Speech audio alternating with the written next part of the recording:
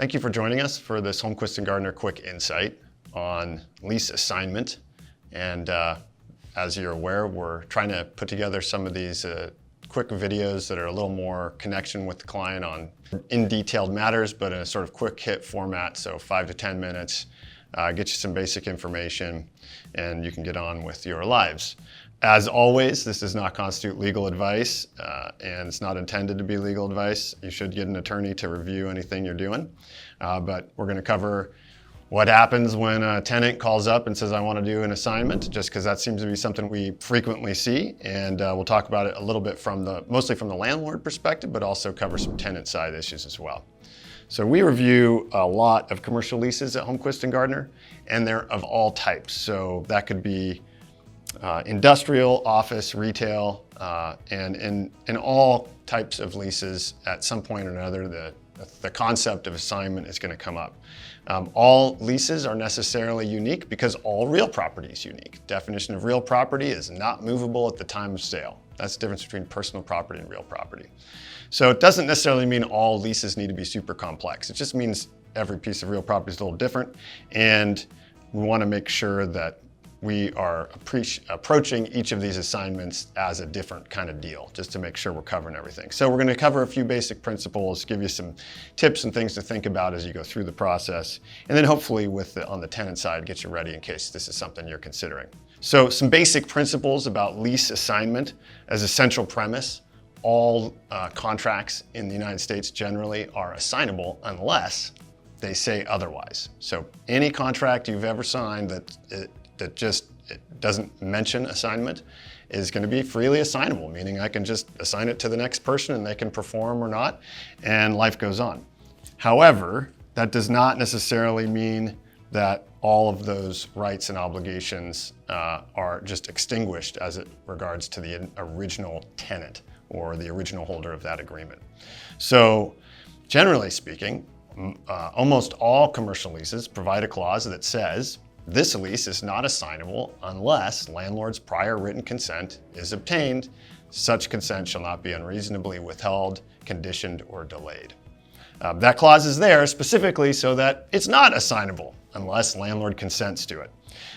So again, unless otherwise provided, assignor, meaning that original tenant, shall remain bound by the terms of the lease, notwithstanding that assignment.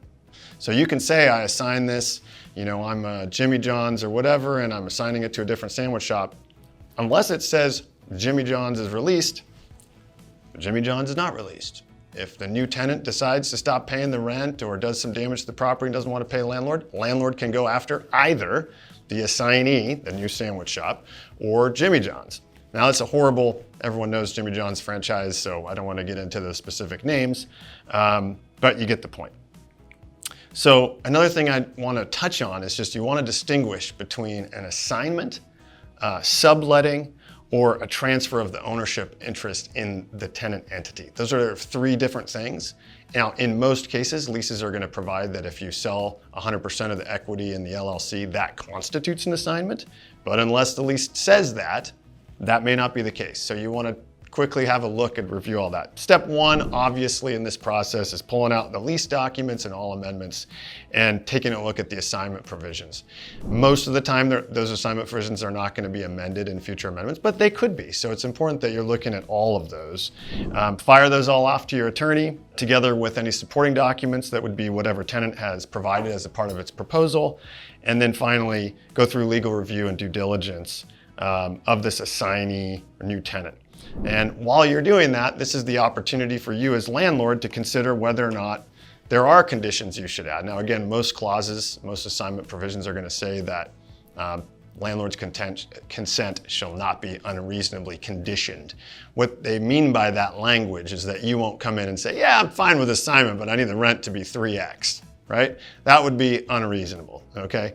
But now if security for the lease is a personal guarantee or otherwise, or if the new tenant is not creditworthy at all, it may not be unreasonable to say, hey, I'm fine with this, but I'll need some additional security. So that's what you're going to review with the brokers and the attorneys, see what you can get done to make it a commercially reasonable lease. Now, another thing you're going to be looking at is whether or not, and this is something that matters for tenants, obviously, the mere act of proposing an assignment triggers a recapture right. In a lot of leases, particularly office space leases, there are clauses that say, not only do you need landlord's consent, but if you propose it, landlord automatically has a right to recapture the premises, terminate the lease, and effectively end it.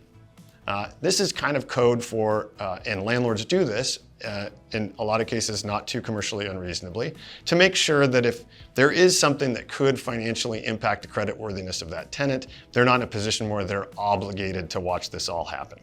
Now, in a lot of times on tenant side, this is going to get negotiated out because it's not commercially reasonable in a lot of cases to say, hey, just because I transfer 50% interest or 51% interest in my business, that triggers an assignment. And now here we are talking about recapture after I've spent a lot of money in tenant improvements. So that's going to vary from place to place, from lease to lease. Obviously, considerations to be thinking about as the landlord in these situations is whether or not the assignee is creditworthy, looking at their financial information, considering the need for additional security, reviewing any use restrictions that exist. Most of the time, assignments are going to be block over tackle from one use to the same use, but sometimes you'll see an assignment where they're doing something completely different. Now, in rare cases, you're going to find that they're actually doing something that violates the lease. And so you're just going to say, look, I do not consent, right? And you'll work with your attorney to say this proposal for assignment is rejected. Most of the time, you're going to work together to get it done. Now, there may be times where the net of it is, maybe we're not totally renegotiating the lease, but there are terms that we're going to change. In which case, it may be prudent to not just do an assignment, but actually amend the lease. Finally, as we mentioned, huge issue is this concept of who's still on the hook after this assignment. Not all, but most assignors are saying, hey, landlord, I want you to not only let me assign the lease, but also I want that new assignee to assume all obligations under the lease, and I want to be relieved of any obligations. That is a big ask. Sometimes it's in the original lease and there's nothing you can do about it. But if it's not, that opens the door to a different discussion because that's not just an assignment at that point, that's an assignment and an assumption. So at that point, it's perfectly reasonable for a landlord to sort of reopen the lease and have a discussion about some of the other material terms. For obvious reasons, landlords may not want to do that. If it's a performing lease and the new tenant's more creditworthy or better off, you're just going to let it go and go do it. In all cases, you're going to want to look at all the lease terms and make sure you're covering all these things and the details are covered. And whatever ends up happening, the assignment is actually papered.